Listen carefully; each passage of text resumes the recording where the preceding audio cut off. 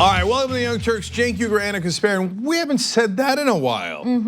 How you doing, Casper? I'm good. Pretty hectic day with news constantly breaking, so it's not fun. Trump's job is to break the news. Our job is to fix it. So we will explain a couple of things here. But I actually, two stories that I love in this rundown don't have to do with Trump. They have to do with the Democrats. And so what are the Democrats going to do? Medicare for All on that issue? Oh, it's such a good story. Don't miss that story. That war is going to be amazing. Okay. Furthermore, my main pet peeve, to say the least, the media calling things even. Oh, we got a spectacular case of it in today's show. So Army, I need you to buckle up. Mainstream media, I need you to brace for impact. Okay, now, Anna and I have not been on the show together for a little while. So have you seen these latest numbers? I have. Okay, and I don't know what to do. Just give up. Normally you're the pessimistic one and I'm the optimistic one, but I cannot close this gap. Geez, Lord mercy. I just feel like it's a bad idea to deny the will of the people. Yeah, wrong. I will only fight harder. I shall fight on the internet. I shall fight on, I don't know what else there is related to the internet. UBS portals. Well, that doesn't make any sense, right? What? Anyway, UBS drives. That still doesn't make any sense. Anyway, so. USB, you mean? Oh my God, I'm the oldest person alive. It's okay, Trump. I'm the oldest person alive. Okay, look, you got a smoking gun on that one. I know, you need to just stop right now. Let's get to the stories. Anyway, so tyt.com/Cenk. If you're gonna sign up for membership, that's obviously the right way to do it. Anna still has a 69% lead on me, which is unfathomable. Yes. Okay. tyt.com/Cenk. You get dozens of progressive shows. Recently, we did an ad on why you should sign up through the different hosts. I kind of started the network. It's something. Anyways, I'm not bitter. All right, but I also want to tell you about tyt.com/amplify because there's some exciting new folks that you could buy membership for. One of you guys requested the Colin McEnroe show on NPR. This is a very specific request, so we put it up. tyt.com/amplify. Apparently, this gentleman needs a progressive message amplified to him, so bless his heart. I don't know much about him. I don't know that he needs it because he doesn't know it, or that he does and he's an ally, etc. I don't know. But Face the Nation on CBS last week tonight. Come on, let's get John Oliver TYT membership. Oh, I love and his him. entire staff. That would be amazing. Politico, somebody call Politico, or at least buy their membership. Although we do have a good story from them today, but usual assumptions that they have, which are mainstream. Anyway, The Intercept, Washington Post, these are all available. Let's get the message to both allies, foes, and folks in the middle who don't know what progressives actually stand for. C-SPAN. So all of this is on tyt.com/amplify. We would love it if you participated. It gives them Young Turks membership, amplifies our voice, and helps homo progressives here. So thank you for participating. I'll read the names throughout the show as we go. Anna, what's the first story? All right. The government needs to decide how to fund its operations, and Congress needs to decide how to do so by December 21st. Now that has led to a giant disagreement between Donald Trump and members of Congress, specifically Democratic members of Congress, who refused to give him the $5 billion he demands for the border wall. Now, anytime Trump is in political trouble or legal trouble, he immediately pivots to the issue of immigration, and that is what he is doing today. Now, this all started over the weekend when Lindsey Graham had an interview and basically gave Trump advice that he appears to be listening to. Take a look. Why can't the Senate get on board with the president's border wall funding, sir? Listen to this. The incoming Speaker of the House has said building a wall along our southern border is immoral. What are you looking at, Nancy Pelosi? Look at the caravan. Look at the charge against the border. Look at the caravans that are to come. Look at the holes in our border security. So here's the problem. You got the Democratic leader to be in the House calling border security a wall component immoral. If I'm President Trump Tuesday, I would tell Nancy Pelosi and Chuck Schumer, that we're going to build a wall where it makes sense. If I were the president, I would dig in and not give in on additional wall funding. I'd want the whole $5 billion because the caravan is a game changer. Now look at that don't tax and spend Republican, because Trump's tax cuts will cost the country $2 trillion over the next 10 years, but Lindsey Graham believes that it is a moral thing to spend $5 billion on a border wall that will do absolutely nothing in terms of immigration. And go ahead. Yeah, before we get to Trump and how much Lindsey Graham influenced him on Fox News, because it's the only way that anybody influences Donald Trump, by going on Fox News. US Congressman Matt Gaetz said that recently. I wanted to make a case to the president, so I went on Fox. Or normal presidents could take meetings with legislators. That could be an interesting idea. Anyway, Lindsey Graham is a Buffy in search of a Biffy. So he needs a BFF in politics. That's just who he is. For a long time, it was John McCain, and it was Joe Lieberman, and then it was Kelly Ayotte from New Hampshire. And so but he needs that person to cling on to. And so he's like, who's gonna be my best friend forever? Oh yes, I found him in Donald Trump. So this guy who has always been a warmonger, to be fair to Lindsey Graham, he's been horrific on issues of war and doesn't mind killing people all across the world. That's in fact his MO. He's one of the guys who said about North Korea standoff, well, if they have a war there, it'd be the South Koreans who are killed. Who cares? It's not us. So that's not an exact quote, but that is exactly the point of that quote, and you can see it online, and it is startling, okay? So, but now, on other issues that he claimed to be a moderate on, and television would constantly give him credit for being bipartisan on some issues, Lindsey Graham. Now he's like, oh, the border, well, the caravan is a game changer. What do you caravan? Caravan is a game changer, how? For insane people who believe that they were gonna sneak into the country and that they were not seeking legal asylum. Well, they're sitting there seeking legal asylum. You were 100% wrong on every part of that conspiracy theory. But Lindsey Graham's like, Donald Trump, you are so right. That caravan has me in the vapors, or whatever they do down in South Carolina, okay? And so now he's like, Biffy, please don't give in to Nancy Pelosi. All right, Lindsey, I see you. Well, it appears that Lindsey Graham has had some influence over Trump, because today Trump had a meeting with Nancy Pelosi and Chuck Schumer. The meeting was meant to be a closed-door meeting, but Trump decided that he wanted to be transparent.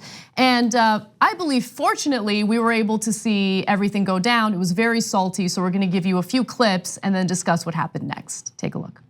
If we don't get what we want, one way or the other, whether it's through you, through a military, through anything you want to call, I will shut down the government. Okay, fair enough. And I am proud, and I'll tell you what, I am proud to shut down the government for border security, Chuck, because the people of this country don't want criminals and people that have lots of problems and drugs pouring into our country. So I will take the mantle. I will be the one to shut it down. I'm not going to blame you for it. The last time you shut it down, it didn't work. I will take the mantle of shutting down. So look, I gotta say, everybody's criticizing Donald Trump for this, but and making it seem like Schumer and Pelosi won the day. I don't necessarily agree with that. So they're calling it a temper tantrum. I get it, right? And did Trump seem like a cool-headed, rational president? Are we really having that conversation? Okay, but Chuck, look him in the eyes and go right back at him. No, you're not gonna have that wall. How do you like me now? Okay, but no, he doesn't. He looks away and he's awkward and can't wait to get out of the room. And in terms of shutting down the government, the Democrats are so afraid. Don't shut it down. Don't shut it down. You don't want to be blamed for it. It's BS. It's a total excuse for giving the corporate donors what they want, right? And they hide behind it. Now here's the problem. Trump took that away, said, I'm gonna be responsible for shutting it down. Now that's the go-to excuse that Democrats have. So I'm super curious how they're gonna react now that they don't have an excuse anymore for selling out. Because Trump took responsibility for it, we're done with it, right? Right. I'm curious to see how it breaks out. But remember that, look, I don't know, and we can only speculate how much it would hurt Trump if they do shut down the government over this border wall. I'm inclined to agree with you, because what Trump is doing there is playing into his base, and his base, and we're gonna show you some numbers, overwhelmingly support the funding for the border wall. Even though, a huge portion of our undocumented immigrants came here through visas and overstaying their visas. But anyway, the wall wouldn't do anything to help that situation. Now, Trump did flip-flop in the matter of minutes. So before he had made that statement, minutes before, at the beginning of the meeting, the president said the opposite, quote, "I'd like not to see a government closing, a shutdown. We will see what happens." So he flip-flops, he will say whatever's convenient for him at any given moment. But I also agree with you that Chuck Schumer's body language there did not, it just didn't reveal a fighter. If anything, if you're watching that video, he's like kind of cowering and looking down. It's strange. Now, with that said, that was only a little bit of the meeting. There was more, so let's take a look at that. This was entirely predictable. And talking to aides really involved in these negotiations directly over the course of the last 12 to 15 hours, they expected something like this. They just expected it to happen behind the scenes. Now, I did talk to a Democratic senator last night who the open question. Okay, sorry about that. So let's go to video 3. This is the second portion of the scuffle with Schumer. In the House, a majority of votes for a wall, no matter where you start. Exactly right. You don't have to. If I needed the votes for the wall in the House, I would have them in one session. Well, would be go done. do it. It doesn't help because we need 10 Democrats in the Senate. It doesn't help for me to take a vote in the House where I will win easily with the Republicans. You will not win. It doesn't help to take that vote because I'm not going to get the vote Don't put of it the on Senate. I need Senate. 10 senators. That's Mr. the problem. President. You just say my way or we'll shut down the government. We have a proposal that Democrats and Republicans will support to do a CR that will not shut down the government. We urge you to take it. And if it's not good border security, I won't take it. It is very good border security. And if it's not good border security, I won't take it. It's what the Because when you look at these numbers of the effectiveness of our border security, and when you look at the job that we're doing you with our just said military, it is effective. Can I tell you something? Yeah, you just said it's Without effective. a wall, these are only areas where you have the walls. We want to do where this. you have walls, Chuck, it's effective. Where you don't have walls, it is not effective. Okay, look, let me just give Nancy Pelosi a little bit of credit. She was a little bit more forthright with the president and saying, look, you're not gonna win the vote in the House anyway. Now, Trump didn't let her finish the point, and I wish all the Democrats would speak up. So her point is, you're not gonna even have enough Republicans voting with you on this border wall, and there's a very good reason for that. It's the numbers that Anna's gonna give you, but here, I'll give you one right now. 69% of Americans say building the wall should not be an immediate priority. 69%. So Chuck, turn around, look them in the eye and say 7 out of 10 Americans don't believe you have the correct priorities, and we're not going to let you do it to appease a tiny portion of this country who is your base that you've ginned up into this fear and hatred of immigrants. I know for a Democrat that's shocking. To actually call out the president face to face on national television, you have every camera in the world right in front of you, Chuck. Speak up, speak up. That is a perfect time to make your case. So he actually did speak up, but I feel like he didn't do it in the right context. He could have done it right there in front of Trump. Instead, the weird, awkward body language, he seemed a little timid compared to what we saw from Trump. I mean, Trump's hitting him back aggressively and Schumer didn't in that moment. Later on, though, Schumer did have a press conference and he did address Trump's temper tantrum, and here's what he had to say. This Trump shutdown, this temper tantrum that he seems to throw will not get him his wall, and it'll hurt a lot of people because he will cause a shutdown. If he sticks to his position for a $5 billion wall, he will get no wall and he will get a shutdown. The bottom line is very, very simple, and that is we want border security. We offered him border security, but Americans know that the wall, not paid for by Mexico anymore, is not the way to border security. So why didn't he mention the fact that Mexico will not be paying for the wall while he was there in the room with Trump, while the cameras are there, while everyone's watching? That is when you can embarrass the president and point out the fact that he lied to the American people, that he consistently lies to his base, that this will cost $5 billion in taxpayer money after we just cut taxes to the point where we're gonna lose $2 trillion over the next 10 years. It is not a fiscally responsible thing to do, and it does not solve the immigration issue. Look, Democrats seem to be celebrating today. They felt that that was a big win in that interaction because Trump looked irrational. So look, it's so easy to win against Donald Trump. 7 out of 10 Americans are against him. But no, that's not a win. Look, they just don't have the strength and the courage to fight back. And that was on ample display there. He waits till the press conference to make his points. Well, a lot less people covered the press conference. We're at least doing our jobs and we gave you that. But everyone covered that conflict in the White House. That's where you need to speak up. And I mean, look, here's what it's easy to say, here's what I would have done, but you know me if you watch the Young Turks, you're goddamn right I would have done it. You turn to Donald Trump and you go, you said Mexico was gonna pay for it. Where's the money, Donald? Where's the money? You said Mexico was gonna pay for it. Where is it? And he can't answer that question, okay? But Chuck, this is temper tantrum, somebody's yelling at me, and they think that's a big win. I don't think that's a big win. I think the body language is terrible. And I think that, yes, his base will be ecstatic, Trump's base. Yes, most people already don't like Trump, but if you're a person who's not sure about politics and you're not following any of the issues, you look at that and you go, yeah, that seems a little uncivil. On the other hand, one guy seems to be fighting for folks and the other one doesn't.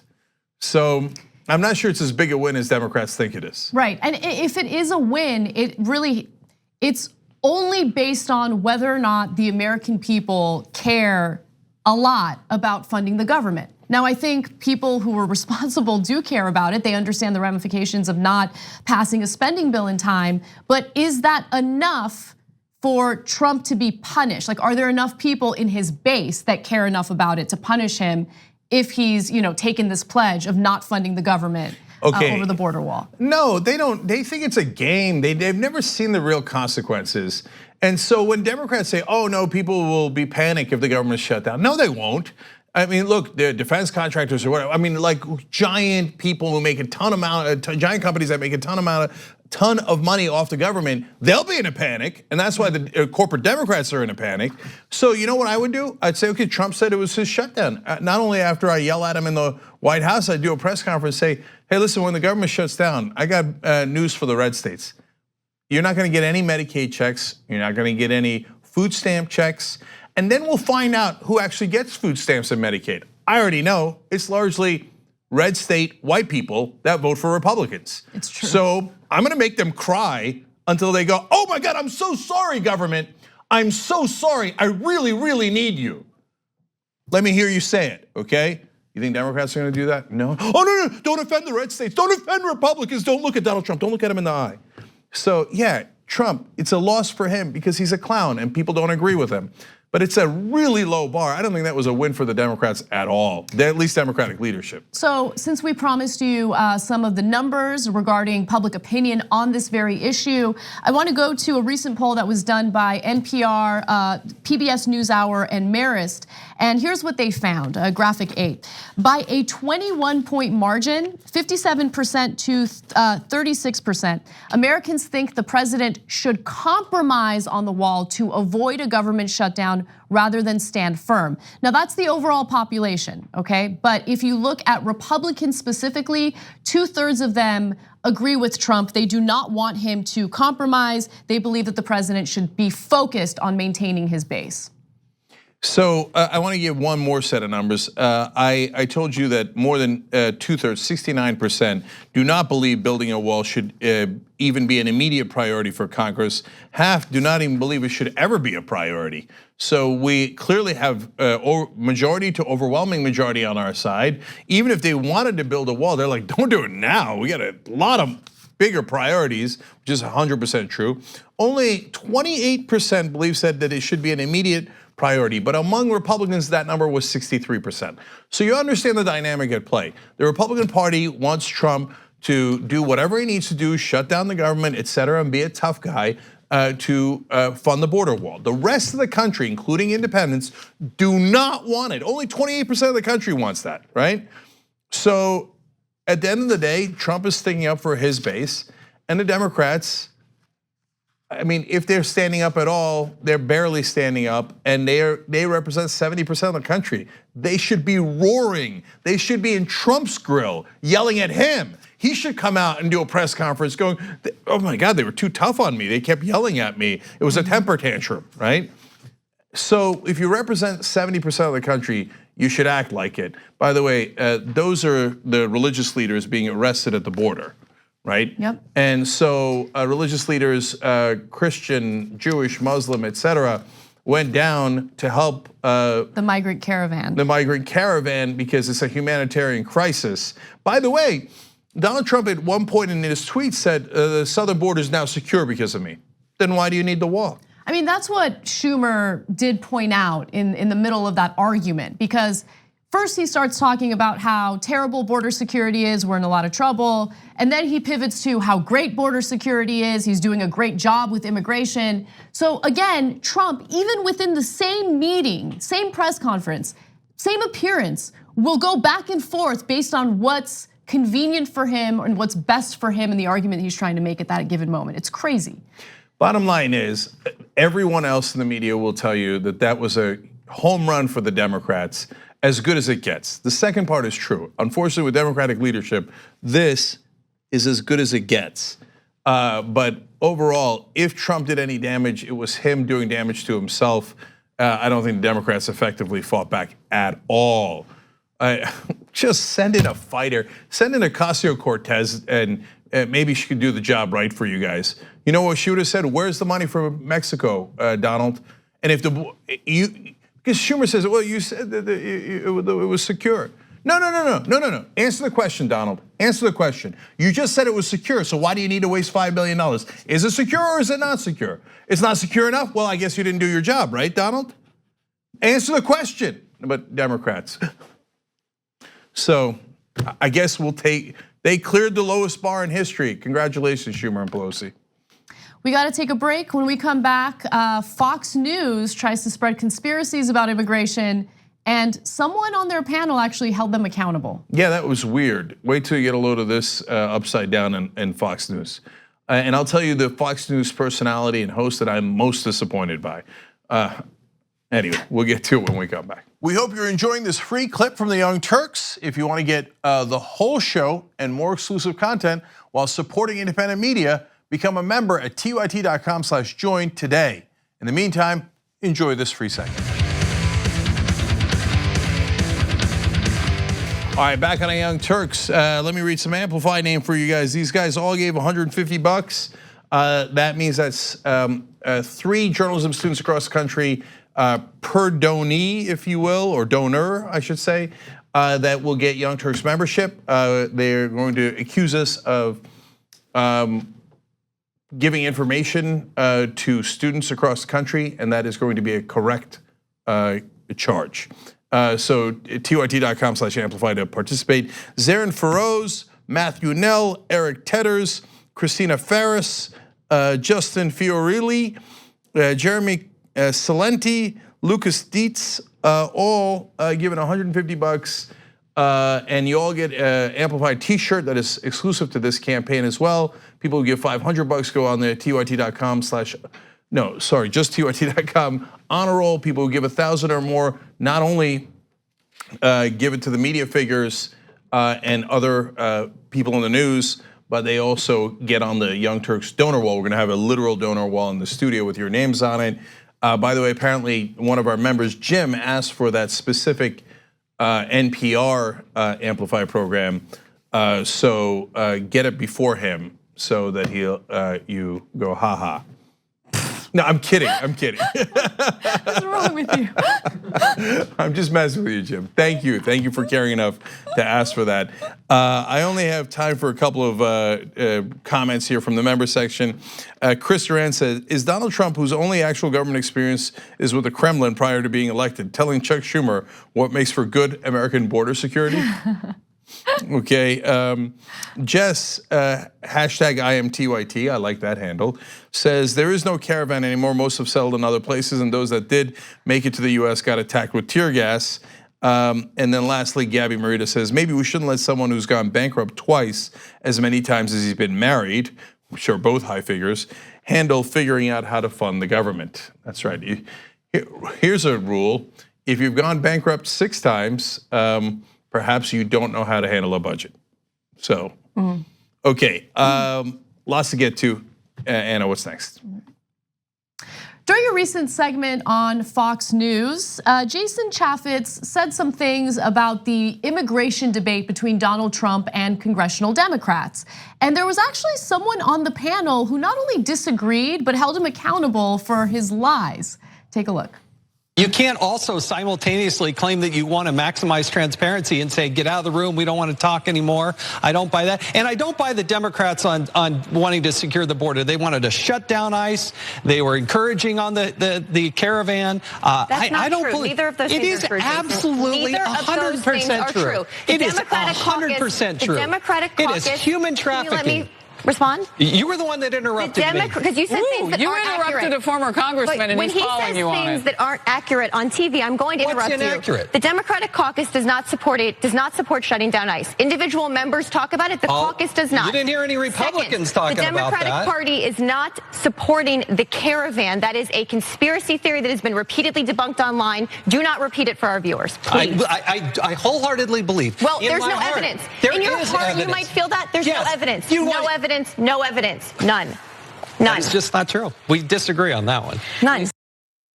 We disagree on that one. Well, they're facts. So there's no disagreement about feelings here. There are facts, and you just don't believe in the facts because it's not convenient for you. So who was that? The woman who actually stood up to Jason Chaffetz. Marie Harf is her name. She was actually a senior advisor of strategic communications to the U.S. State Department under the Obama administration. So nice job sneaking out to the Fox News set. So I know that they usually have 1 out of 5 who is a progressive or at least a Democrat. But no, most of the time they don't say anything, or they generally start with, "You're all, of course, completely correct." But can I just say a really weak point so that the audience at home could feel like there was balance? Not in this case. A wonderful job in calling out Jason Chaffetz. I actually think the person who was most guilty in that interaction was not even Chaffetz. Republicans repeating lies is like grass being green. It's the most normal thing in the world. He's a former Republican congressman. He's a Fox News host. Of course he's gonna lie. And he got stone cold busted. It's like somebody says, I think $1 is worth 100 cents. He goes, agree to disagree. And it's like a Ron Burgundy move, right? But the person who's most guilty, in my opinion, is Harris Faulkner. Who? She was the host that jumped in there. There was a host? Co-host, yes. She said to her fellow host, Marie Harf, Faulkner said, and you saw it on the tape there, you interrupted a former congressman and he's calling you on it. Wow. Oh God, that's so sad. First of all, I don't give a damn that he's a former congressman overall. But secondly, he's now a Fox News on-air contributor. He should try to man up and answer a question and not fall back on, hey, I'm gonna hide behind Harris. Harris, can you tell them that I'm a former congressman? I'm a former Republican congressman. They shouldn't say anything to me on Fox News. Okay, that's pathetic. So great job by Marie Harf on actually stating facts on Fox News. I assume they've shut down now, because for the first time they stated a fact on Fox News. So immediate implosion, I assume. Sometimes the facts sneak in there, right? Like Judge Napolitano, all of a sudden, actually remaining principled on issues involving Trump and the special counsel's investigation. Every once in a while, a little sneak situation happens. Yeah, and Shep Smith does a good job, et cetera. They're amazing though. The exception proves the rule. So the one time that a Republican was actually called out on Fox News, people were like, whoa, what happened? Right? So great job by Marie Harf. Yes. All right, moving on to some other news, this time about Democrats. Freshman Democrats in Congress are fighting to get Medicare for All passed, and they're very aggressive about it. Now, there have been members of Congress who have been there for a while. Representative Jayapal is one example, who are fighting for Medicare for All. But the establishment behind the scenes is working with private interests and lobbyists to defeat them. And Politico did a great job in outlining these people and this story. So according to the report, the private sector interests, backed in some cases by key Obama administration and Hillary Clinton campaign alumni, are now focused on beating back plans that would allow people under 65 to buy into Medicare. Now, more than a dozen groups intend to press their point through the Partnership for America's Healthcare Future, a vehicle to combat an expanded government role in healthcare. So this partnership includes the who's who of the private industry. I'm gonna give you the details on what they're gonna do, and the Democratic members of Congress who are in favor of them. I'm also gonna give you some numbers in terms of how much these Democratic members of Congress are getting funded by private interests. But Cenk, I want you to jump in. I know you love this story. Yeah, I do. So let me read you my favorite quote from the story, but there's a whole bunch. A lot of the companies in the healthcare insurance industry say this is outrageous to actually give everybody healthcare in America. How dare they? How dare they, as Ojeda would say.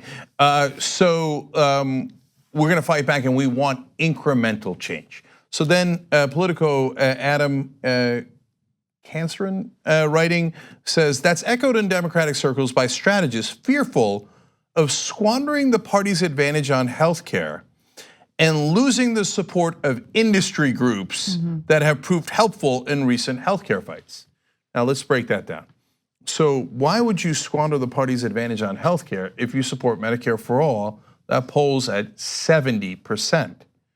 I know they're bad at politics, but for corporate Democrats, 70% is higher than 30%, substantially higher. That's like a really great issue for you guys. So that makes no sense at all. They're corrupt. They want the money. That's all they care about.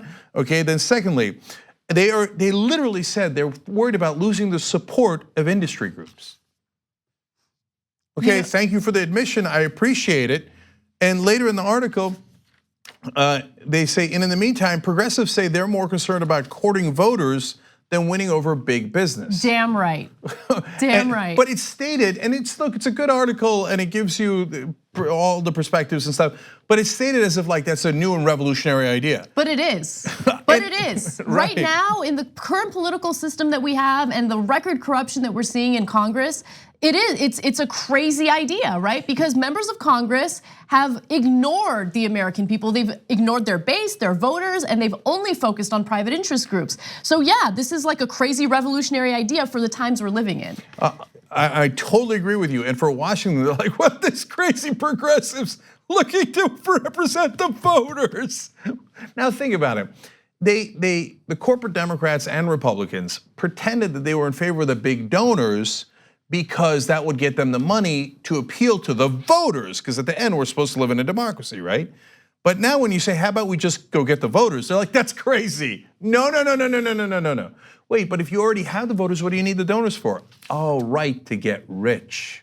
Yes. So that's why these consultants and lobbyists are like, well, who would pay for my kids' private education? I would have to slum it in public education with your kids. No way. No, I do not attack my lobbyists and donor friends. So I love naming names, and we're gonna name some names in a second, but the private industry has realized that the American people overwhelmingly do support a healthcare plan like Medicare for All. They do want a single payer system.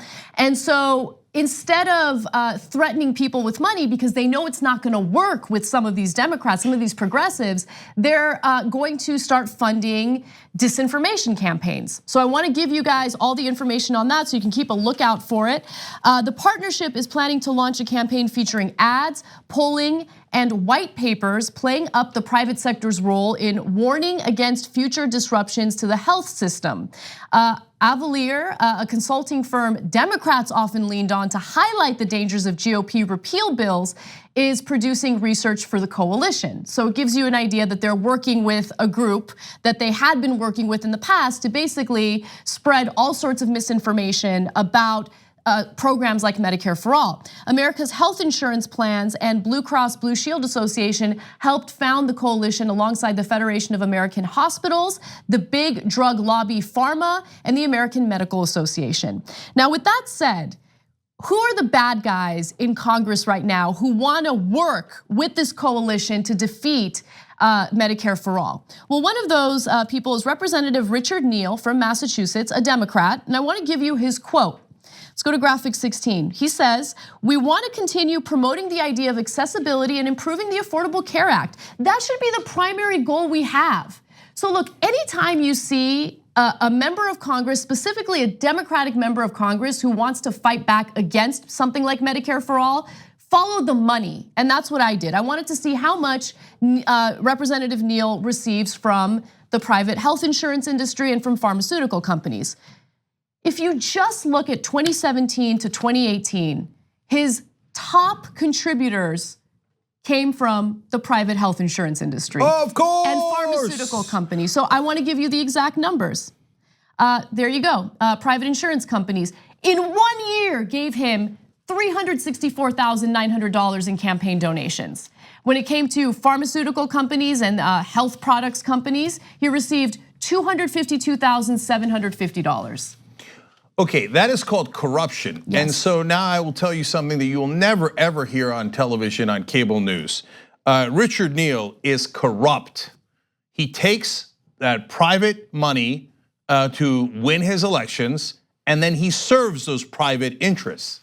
And by the way, the Democratic leadership is also corrupt because they made Richard Neal the incoming chairman of the Ways and Means Committee. That controls the budget. That is the single most important committee, arguably as important as Speaker of the House. And Nancy Pelosi, she says she's working with progressives. I hear from all the people in Washington that she's a wonderful liberal.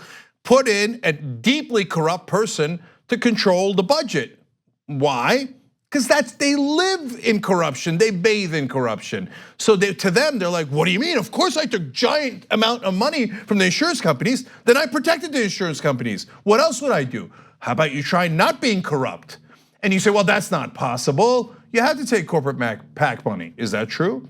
Not anymore, it isn't. We got 7 Justice Democrats who took no corporate PAC money, and now they're kicking ass in Congress. In fact, they're kicking your ass, and that's why you don't like it. So the person leading the Medicare For All caucus is Congresswoman Jayapal, a Justice Democrat. Doesn't take corporate PAC money. She doesn't need your money. And all of a sudden, she represents the voters. She has for a long time. That's why she was happy to join the group. And you're shocked and chagrined. But I don't understand, you won't take the bribes. How are we supposed to do business? Okay, and now look, someone else that is now not taking corporate PAC money is Elizabeth Warren. Here's what she said, and I love this quote. Senator from Massachusetts. She says, so the importance of persuading every one of the insiders that this is going to be a great deal for them has diminished, right? So in the past, Obama would go around going, are you happy, lobbyist? Are you happy, consultant? Are you happy, corrupt senator, right? Mm-hmm. And now Elizabeth Warren is saying, why do we have to please the insiders? Why don't we actually just please the voters? It's amazing what happens when you don't take corporate PAC money. Exactly. And I do want to just give you one last quote, and that's from Representative Jayapal, because she has been a fighter on this, and I love what she had to say, especially when she found out about how much money is pouring in these efforts to defeat Medicare For All. She said, quote, we know the insurance companies and the pharma companies are all putting tens of millions of dollars into trying to defeat us, which I take as a badge of honor, that they're so concerned about a good policy that they're going to put so much money into trying to defeat it. Those are the words of a fighter, and I love it. And my last point is calling out more bad guys, almost all exclusively from Clinton and Obama campaigns and administrations. So Lauren Crawford Shaver was a veteran of the Obama administration's Health and Human Services Department. She and Hillary Clinton's 2016 campaign, so you know she's got principles. She's now, you're gonna be shocked, I hope you're sitting. She's with a lobbying firm called Forbes Tate Partners, and they are looking to make sure you do not get healthcare coverage for every American in a system like Medicare that has 77% popularity. Why? Because it works. She's getting paid by those same corporations to sell out the American people. That's what she did inside the Obama administration. That's what she looked forward to doing inside the Hillary Clinton administration. Now she just like basically took off the mask and she's like, yeah, let's go farmer. Where's the money? Where's the money? I want the money, right? So I'm gonna grab the money and then I'm gonna do what with it? One, she's gonna get paid a lot of money, and other Obama officials like Eric Smith, an Obama campaign aide, he's working as another lobbyist, and they're gonna spend a ton of money to try to brainwash you. They're gonna send their bought politicians, both Democrats and Republicans, and they're gonna do a ton of ads saying, oh, it's gonna cost so much money. And as we pointed out, this article at least has a progressive position in it. But don't get me wrong, the assumptions are almost all from the establishment perspective. It says at some point, hey, look, to be fair, that Medicare for All seems to be rising in popularity.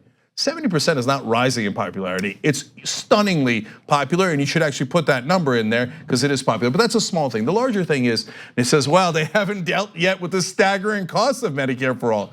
No, when are you going to stop lying? That's a lie. You aid and abet the corruption of these lobbying firms when you say that. In reality, even according to the Koch-funded study, if you do Medicare for All numbers, it saves $2 trillion. But all of the media goes, well, I don't accept that. We can't do Medicare numbers. We can't give hospitals and doctors and companies, our beloved corporations, we can't just give them Medicare rates. So even though the Koch brothers study said, yes, it would save $2 trillion, we're gonna say it costs $32 trillion. Lie, it's a total lie. And they aid and abet that every time. So they will try to repeat that lie 1,000 times. And they will get their boys on mainstream media to repeat that lie. They were already repeating that lie. And that's how they do propaganda. And they will try to take that 70% down, the popularity of Medicare for All. I got bad news for them. We got a 20-point margin. So have at it, Hoss. And guess what?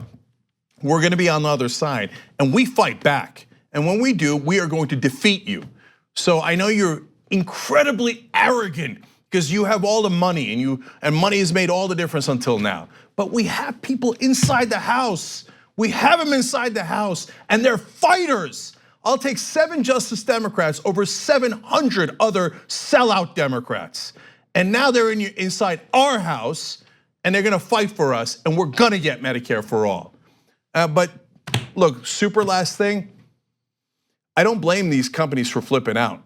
If you're health insurance and all you've done is been a bureaucratic middleman that robs the American people to the tune of billions overall, probably trillions of dollars over all these years, and now that gravy train's gonna stop and they're gonna end the robbery, of course you don't want the cops. The cops look pretty dangerous to you.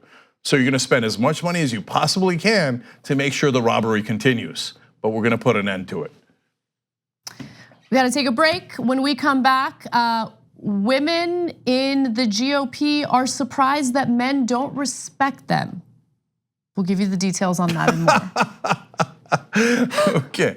That's a real story. By the way, we also have a new podcast that came out today. I want to tell you about it real quick. It's Pitchfork Economics. I'm only telling you now because it's related to that story. It's by Nick Hanauer, who is a wonderful progressive. He sold his company to Microsoft. He could just be one of the bad guys and ask for tax cuts, etc. Instead, he fights for all of us. And he even makes a great point to the rest of the rich. He says, look guys, what are we gonna do, build giant moats and castles?